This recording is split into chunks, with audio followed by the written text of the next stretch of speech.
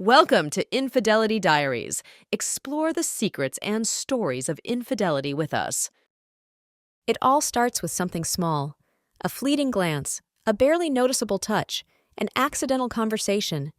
I never thought innocent little things could lead to something so monumental, so destructive. But looking back, I realized that all these tiny steps were inevitable links in a chain leading to an event that turned my whole life upside down. I don't justify my actions. I'm just telling my story. This is the story of how I, Lauren Bennett, got trapped by my own feelings, betraying the person closest to me. That morning seemed ordinary. The sun gently seeped through the curtains, casting golden rays across the bedroom. I woke up to the aroma of freshly brewed coffee, which my husband Johnny prepared every morning. His thoughtfulness was always one of the reasons I fell in love with him. We had been married for 5 years, and though our life seemed perfect, somewhere deep inside me grew a sense of dissatisfaction. I stretched, savoring the warmth of the bed, and looked at Johnny with tenderness as he was already dressed and ready for work. He caught my gaze and smiled. "Good morning, beautiful," he said, handing me a cup of coffee. "Today is a big day. Liam and I have a major presentation." Liam Carter had been our mutual friend for many years. We met him at a party back when I was still in college. He immediately impressed me with his charm and wit. Since then, he became an integral part of our lives, a frequent guest at our family dinners and picnics. "Good luck to you both," I replied, trying to hide the slight nervousness that swept over me at the mention of Liam. The entire day was a blur of activity. I worked in a small gallery, organizing exhibitions. Art had always been my passion, and I loved my job. But today, it was hard to concentrate. My thoughts kept drifting back to Liam, to his smile, to his looks, which seemed to become more insistent. As the workday ended, I decided to stop by a cafe to have a coffee and unwind. With my latte in hand, I chose a table by the window and lost myself in thought. But soon, my solitude was interrupted by a familiar voice. "Lauren, I didn't expect to see you here," said Liam, approaching my table. His eyes sparkled with pleasure. "Liam, how did the presentation go?" I asked, trying to stay calm. "Great, thank you. Johnny was in his element, as always," he replied, sitting across from me. "And you? What brings you here?" We started a casual conversation, and I noticed that our communication had become more personal than usual. We talked about our dreams, fears, about what worried us. Liam turned out to be an unexpectedly understanding conversationalist.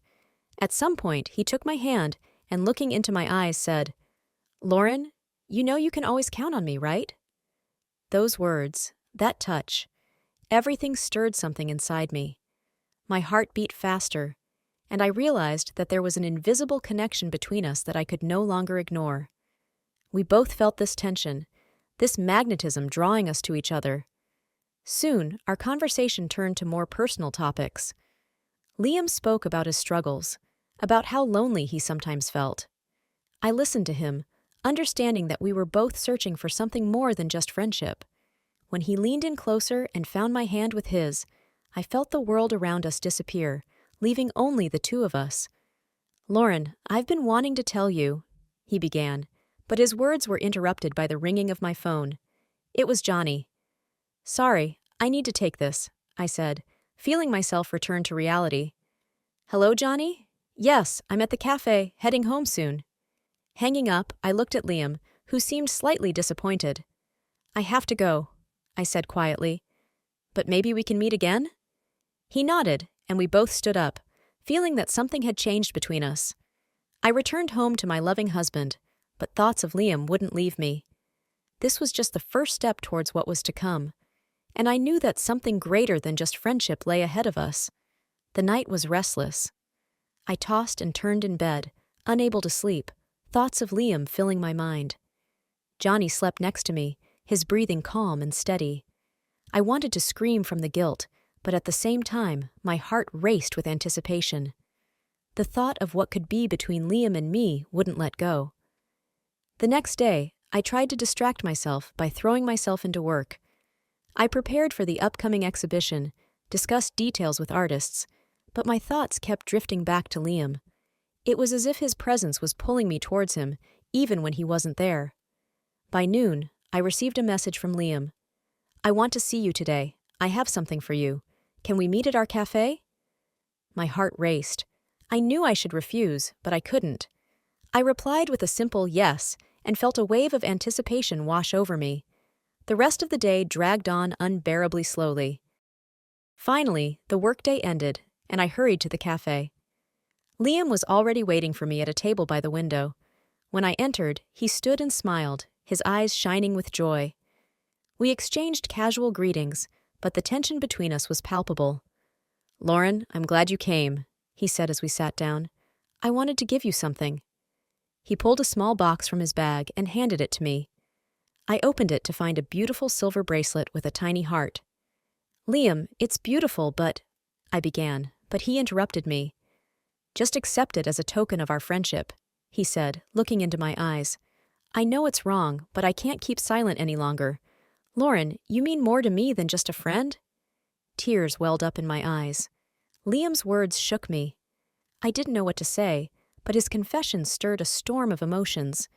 The internal conflict between loyalty to Johnny and feelings for Liam tore me apart. "Liam, I started, but couldn't finish." He leaned closer, his face so close to mine that I could feel his breath on my skin.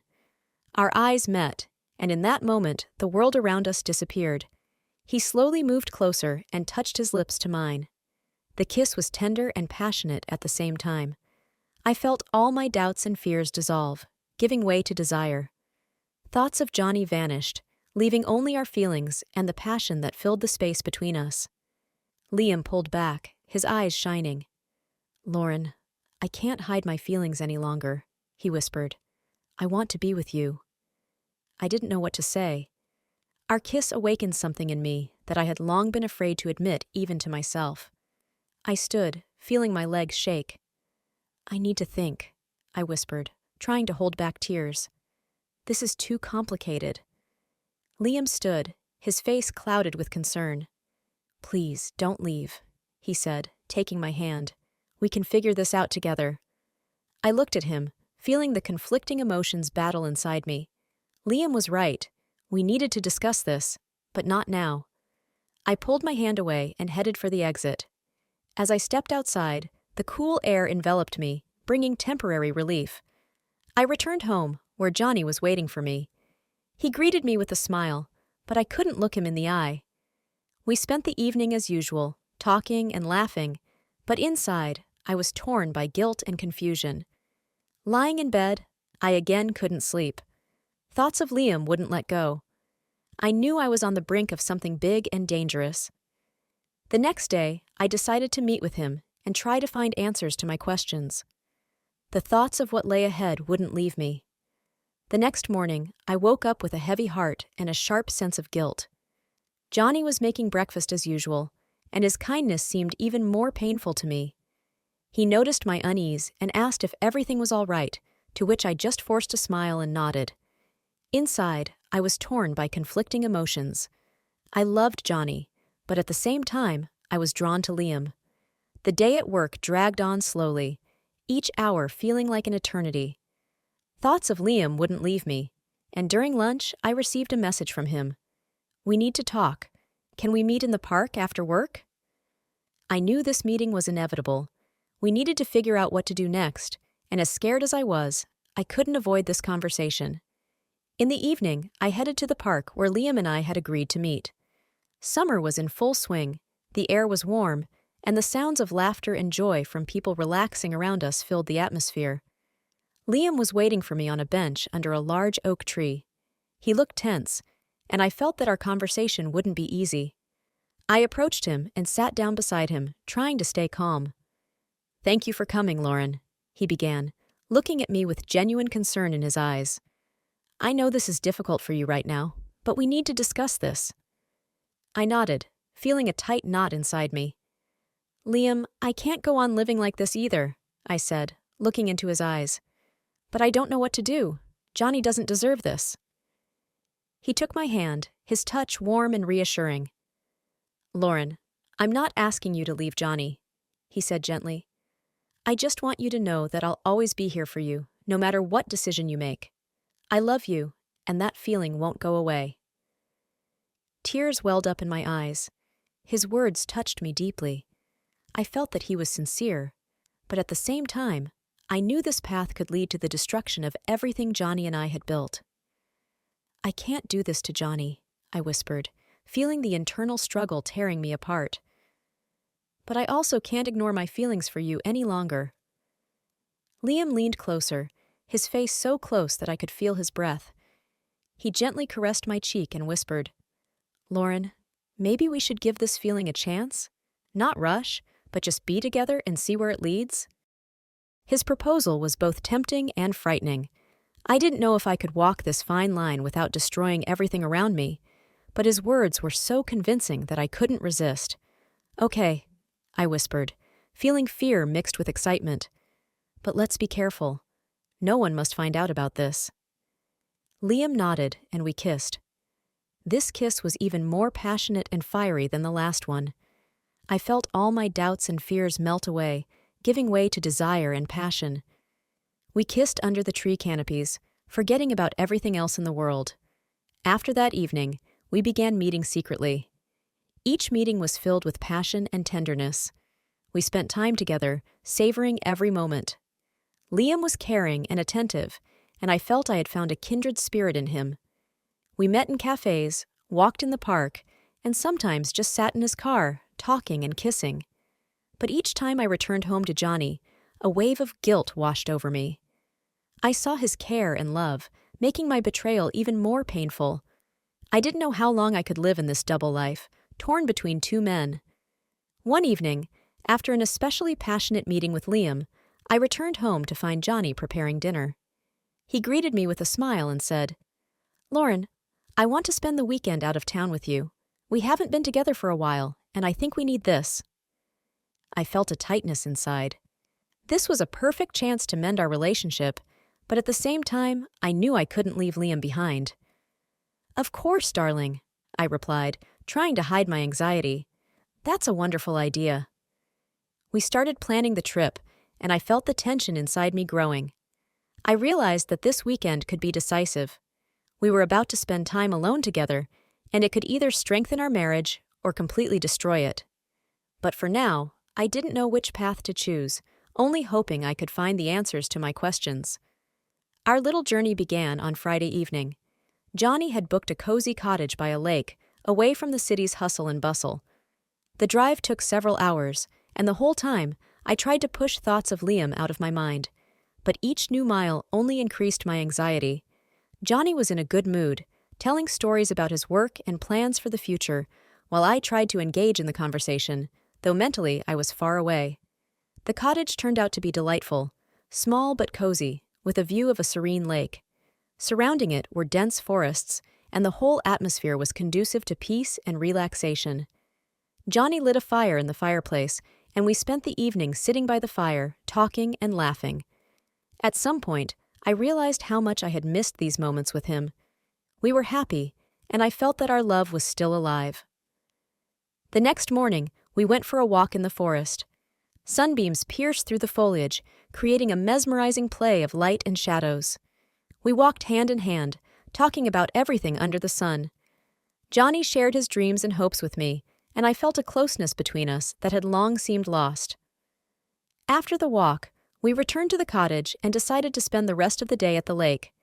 Johnny took a boat, and we headed to a small island in the middle of the water. There, on the shore, we had a picnic. Time flew by unnoticed, and I felt the burden of the past weeks gradually lifting. In the evening, we returned to the cottage, and I realized that this weekend had indeed brought us closer. I felt our bond with Johnny strengthening, and it brought me relief. But at the same time, I couldn't forget about Liam. His image, his touch, his words, all of it continued to live within me.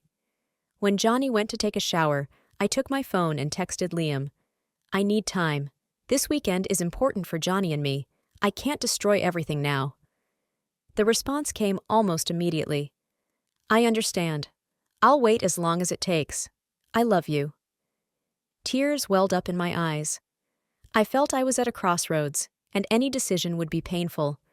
But for now, I needed to focus on Johnny and our relationship. The next day, we spent time on the lake, boating and swimming. The water was cool and refreshing, and I enjoyed every moment. In the evening, sitting by the fireplace, we talked about our dreams and plans for the future. Johnny suggested having a baby, which took me by surprise. "Lauren, I want us to have a family," he said, looking into my eyes. "I know we've been distant lately, but I believe we can fix everything." These words shook me. I realized Johnny truly wanted to save our marriage and was willing to fight for us. But what about my feelings for Liam? Could I forget about him and fully dedicate myself to Johnny and our future family? "Johnny, I began, but couldn't continue.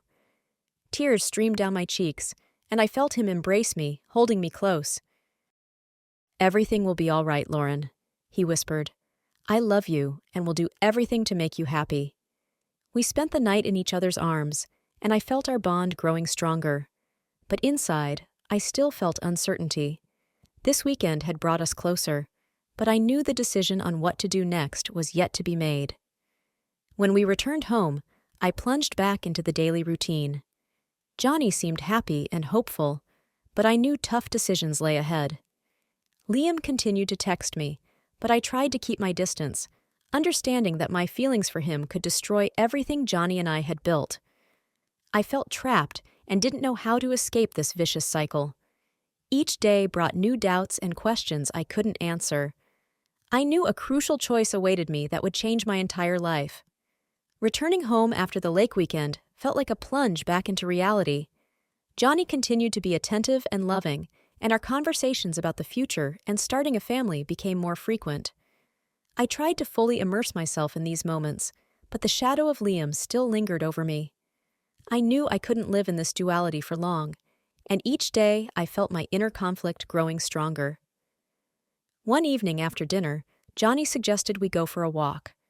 We strolled through the quiet streets of our neighborhood, and I felt the tension within me building.